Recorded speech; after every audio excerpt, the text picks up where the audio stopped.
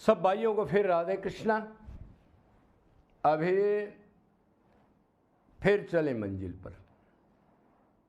वहम होना चाहिए सदा, वहम, लगन, अग्नि, भूख, सदा वही विचार।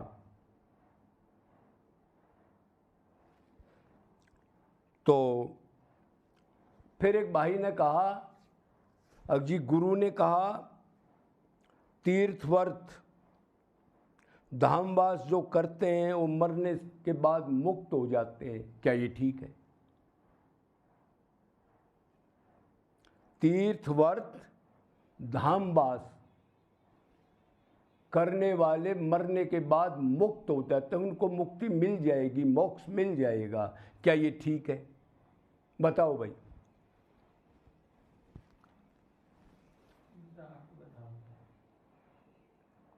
देखो भाई, भक्ति मुक्ति जो है उससे मरने का कोई संबंध नहीं हो, तो भक्ति से मिलती है। भक्ति होगी तो मरो, कहीं भी मरो, कभी भी मरो, और चाहे मरने से पहले भगवान दया कर दे जिसकी टॉप भक्ति हो।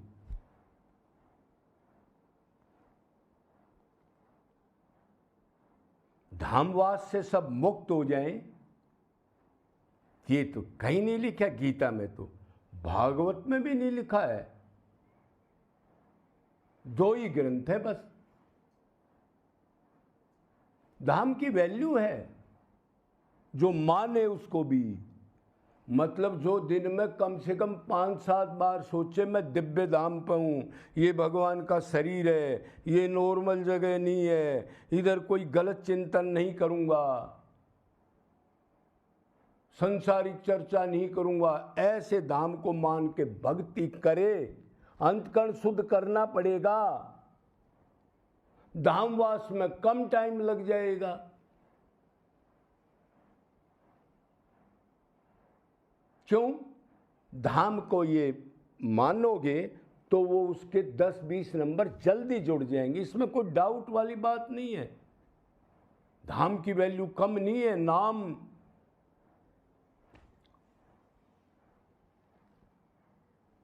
नाम के अंदर रुचि हो तो धाम के अंदर भी रुचि जरूर होगी उस आदमी की। आपका संबंधी कहीं रहता है और आप उससे प्यार करते हो संसार में भी, तो उसका गांव आएगा या उसका कोई आसपास का माहौल आएगा तो आपका मन जरूर जाएगा। क्यों? उससे कनेक्शन है ना। जहाँ मेरा प्यारा रहता है उससे भी कनेक्शन बन जाएगा। जो मेरे प्यारे की भक्ति करते हैं वो भी अपने साथी बन जाएंगे। एकादशी, तीर्थव्रत, तो तीर्थव्रत करने का फल है। अगर तीर्थ पाप, ये तीर्थ किसे कहते हैं बताओ? हम कहते हैं ना हम तीर्थ करने जा रहे हैं। हाँ, जहां पूर्ण संत हुए या भगवान ने जहां लीला की, मगर भगवान और भगवान के प्यारे जहां रहे, सत्संग कीर्तन, उनका एटमॉस्फेयर जो था, ऐसा महसूस करें। और जा करके कोई संसारिक चर्चा ना करें, ना घर में फोन करें, ना वैसा होटल बुक कराएं पहले ये सुविधा हो।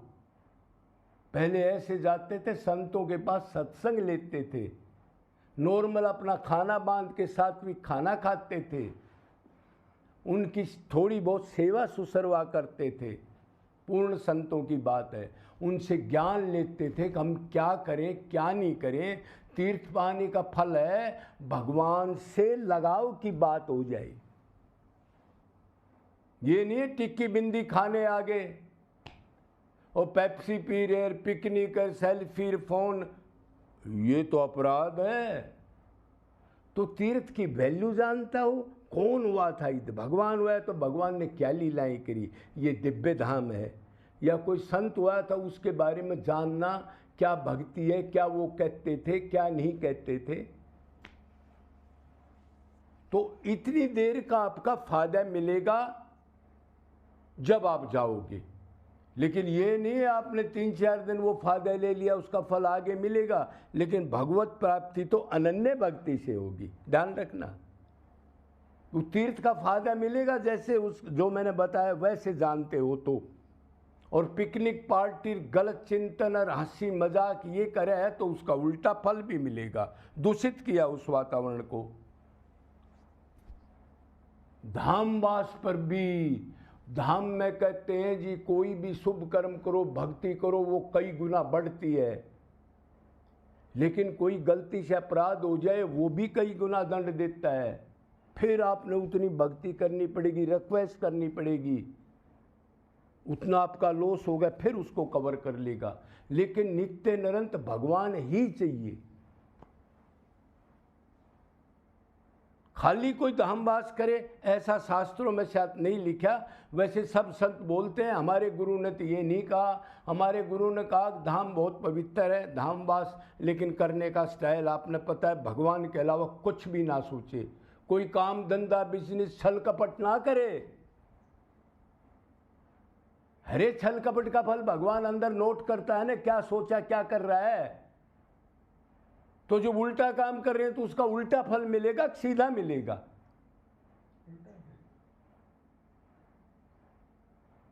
तो भगवान का तो अनन्य चिंतन से, भगवान ने कहा जो अनन्य शरणागति कर दे धामवास पर जल्दी हो जाएगी। हाँ, एक कारण हो सकता है धामवास का, सुनना भी मैं क्या कह रहा हूं। आदमी घर से भक्ति के लिए ही निकला हो, पिछले संस्कार से चाव चढ़ाओ, कोई धंधा ना करे, कोई बिजनेस ना करे, भगवान पर भरोसा रखे, लूखी सूखी जो मिले उसके खाए, सिर्फ भजन करे, एकांत का वास करे, जीवों पर दया करे, और थोड़ी बहुत भक्ति कम भी रहे उसकी, और धाम में धामी माने, धाम से निकलने का दिल करे, जब सर फटने लगे, आंसू आने लगे, मैं कहाँ जा रहा हूँ, इस टाइप का किसी का धामवास हो, मतलब वैराग्य लेने के बाद, काम धंधे वाला की कोई वो नहीं है, और उसकी थोड़ी बहुत कसर रह जाए भक्ति की अनन्य बनने में, ध्यान से सुनना, मतलब 80 नंबर उसके हो जाएं भगवान की भक्ति के, लेकिन एम यही है और कुछ नहीं करना मैंने, और धाम में धामी मानता है कि ये भगवान का दिव्य धाम है, तो उसका कल्याण मरने के बाद होने के चांसेस हैं पक्के, 20 नंबर उसको मिल जाएंगे। लेकिन वो सिर्फ भगवान पर ही बैठा था और धाम में धामी मान के बैठा था, ऐसे नहीं नॉर्मल जमीन। तो ये ना मानना मैं धाम के बारे में गलत बोल रहा हूं या तीर्थ वर्थ के बारे में गलत बोल रहा हूं, उसकी वैल्यू तो है, लेकिन मेन काम होना चाहिए भगवान ही चाहिए, उसी के लिए कुर्बान होने का स्वभाव, दृढ़ निश्चय जिसका बन जाए।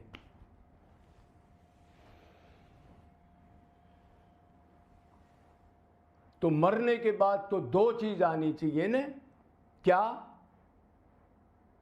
मेन तो स्मरण, जो मेरा स्मरण करके प्राण छोड़ता है। अब स्मरण कौन करेगा? जिसका पहले अनन्य चिंतन बन चुका हो, मतलब संसारिक कामनाएं सब खत्म हो चुकी हूं और अपने को आत्मा मानता हूं। ध्यान से सुनना, वो शरीर छोड़ता है, लिखा है, छुटवाया नहीं जाता। यम के दूत छुटवाते हैं, क्यों? आपका अटैचमेंट समान में है, आप अपने को शरीर मानते हो। जो छोड़ता है स्मरण के साथ, उसके साथ नाम हो या ना हो। आजकल तो ये है ना, भगवान का नाम लेके शरीर छूट जाए। अरे नाम का नहीं, नाम के साथ स्मरण हो, किसका नाम है, उस पर्सनैलिटी का ध्यान हो, रूप हो उसका, उसमें श्रद्धा हो, तब काम बनेगा। गीता में स्पष्ट लिखा है। वही छोड़ सकता है शरीर को जिसने पहले सारी कामनाएं छोड़ दी, नहीं तो शरीर छुटवाया जाएगा। क्यों? वो उन कामनाओं में उलझा, ये रह गया, घर रह गया, बार रह गया, ये लड़का रह गया, ये आश्रम अधूरा रह गया, ये फलाना अधूरा रह गया। मैं जाने के बाद चेला गड़बड़ कर देंगे, मार देंगे, लूट लेंगे। क्यों बनाए थे इतने चेले? वो तो लूटेंगे, उनका अंतकरण थोड़ा ही शुद्ध है। ये पंगा लिया क्यों अब रो रहा है? अरे तेरे को तो भगवान से ये था न। तो ऐसा स्मरण नहीं, ऐसा होगा तो धामवास के पॉइंट जरूर मिलते हैं, लेकिन अंतकरण की शुद्धि तो करनी पड़ेगी। भगवान से प्यार अनन्य, निरंतर, निष्काम, यश देवा पराभक्ति, यथा देवे तथा गुरे, श्रोत्रिय ब्रह्मनिष्ठ भगवत प्राप्त संत का भी चिंतन, भक्ति करे और राधा कृष्ण की भी करे, मतलब सीताराम की भी करे, और निरंतर करे, निष्काम करे, अनन्य भाव से करे, और कुछ ना चाहे, सिर्फ भगवान को चाहे, और उसके लिए निरंतर रोए, बिन रोए पाए नहीं प्रेम प्यारो मीत। तब काम बनेगा। तो आप समझ गए धामवास तीर्थवर्थ इसका क्या वैल्यू है। बोलो वृंदावन बिहारी।